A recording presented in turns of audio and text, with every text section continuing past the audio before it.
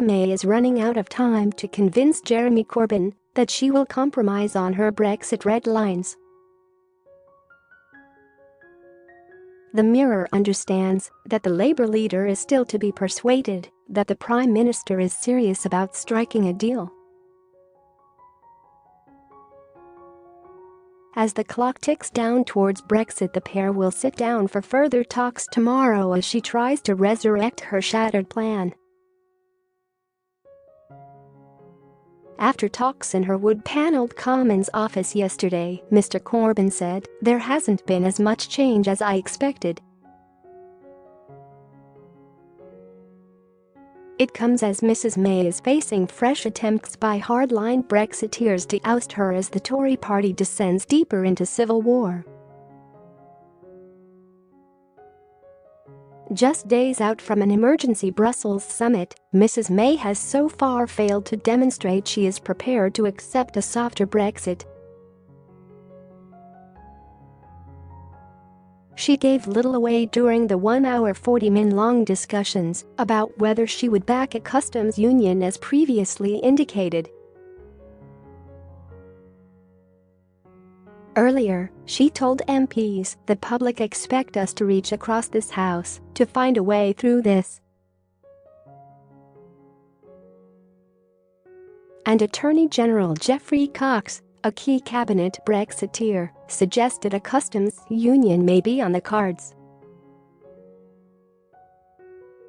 "There's nothing to stop us removing ourselves from that arrangement, so we can't look at these things as permanent straitjackets upon this country," he said.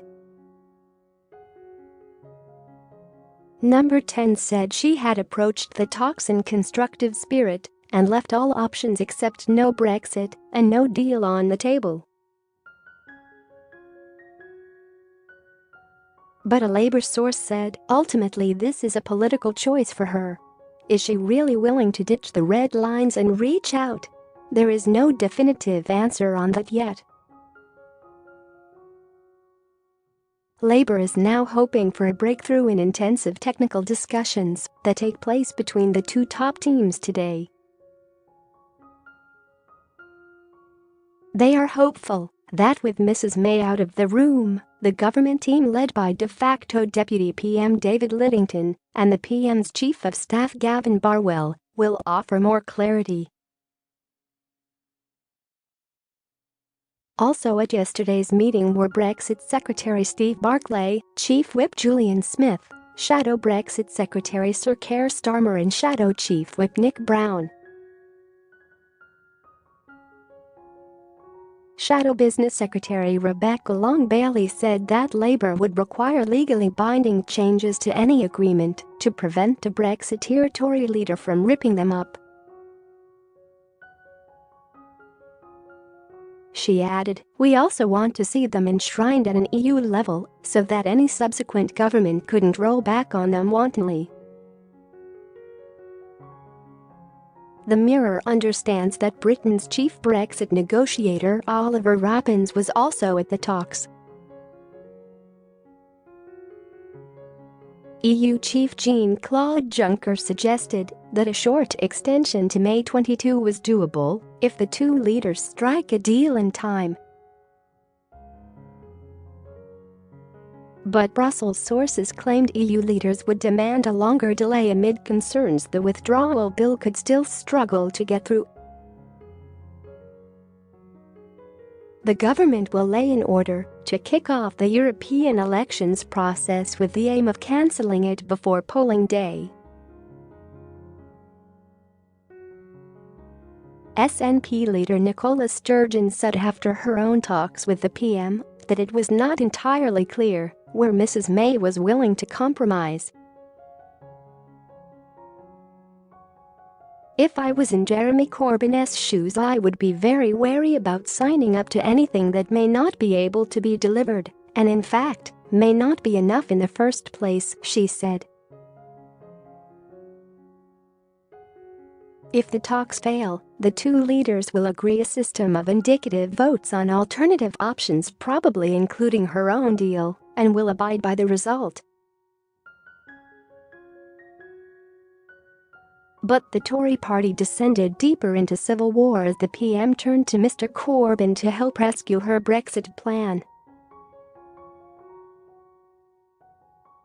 Leading Brexiteer Jacob Rees-Mogg said, "It's surprising that a PM who said quite clearly that the leader of the opposition was unfit to govern last week thinks that he should practically be deputy PM this week." Former leader Ian Duncan-Smith added, "The spectre of Corbyn lording it over us in a prime ministerial way as he wrecks Brexit makes my blood run cold and fear for my party and my country."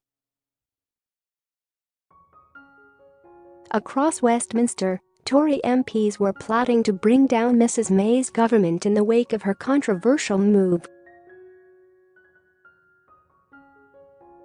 "They are looking at all the options and are willing to try anything they can," said one MP. Two ministers quit over the PM's move, though all of the cabinet are expected to stay in place for now. One of them, Wales Minister Nigel Adams, said, "It is clear that we will end up in the customs union."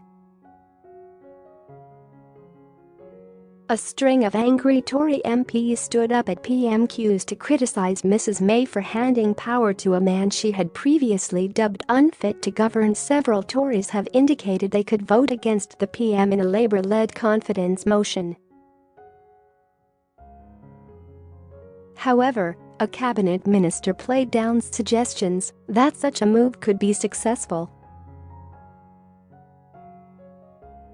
They told the Mirror, "There are a lot of independent MPs in the Commons just now. If they vote against the government and trigger an election, they'd lose their seats. They don't want that, so they may well abstain." But Brexiteer MPs declared open season on the PM as they mounted a fresh bid to oust her. One claimed up to two-thirds of the party's MPs were ready to hold a fresh confidence vote in her leadership. Party rules state MPs must wait 12 months between attempts to ditch their leader, but some hard Brexiteers want to hold a secret ballot to test the temperature of the party.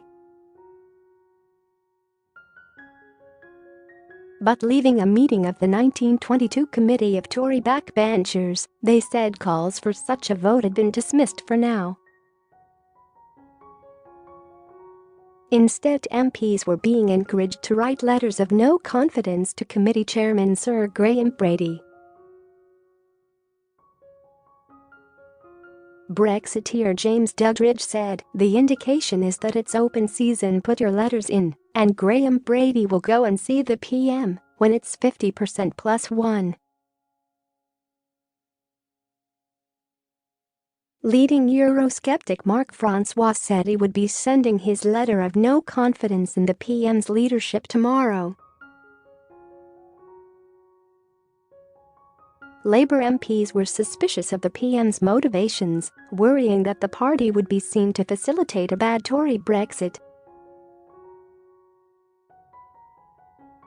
Others warned that Mrs May's offer was a trap to buy Jeremy into the failure of Brexit.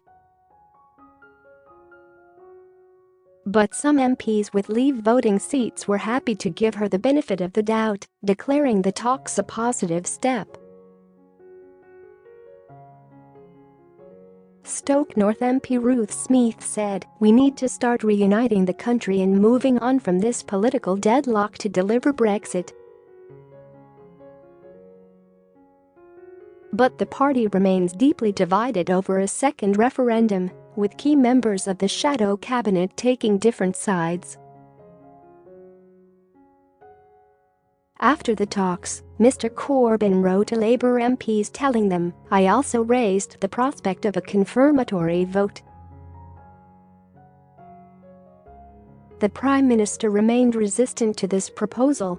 Labour supporters of a fresh vote were concerned he could use Mrs May's reluctance to effectively bin the idea. Shadow Foreign Secretary Emily Thornberry broke from official party policy to send her own letter to Labour MPs insisting a second vote had to be a precondition of any agreement. She told them any deal agreed by Parliament must be subject to a confirmatory public vote, and yes, the other option on the ballot must be Remain. Wakefield MP Mary Creagh said, if a deal is done it will be put to the people for their consent. No ifs, no buts. Demands for a second vote were bolstered by calls from the UK's biggest union and major Labour donor. Unison General Secretary Dave Prentice said, whatever deal emerges in the coming days should be put to the country. We cannot allow the UK's future to be dashed on the rocks of a no-deal Brexit. Read more latest Brexit news.